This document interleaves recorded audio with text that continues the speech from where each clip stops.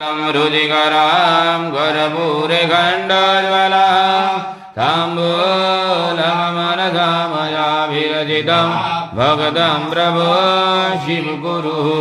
छत्रं जामरयोरघं भजनगां जादर्शकं निर्मलां वीणां वेदमृदङ्गकाहलकला गीतं च नित्यं तथा शास्त्राङ्गं प्रणति स्तुतिरबहुविधिः तत्त्वसमजतं मया सङ्कल्पेन समर्पितं तव विभो पूजागृहात् आत्मादं गिरिरामदेदः जरा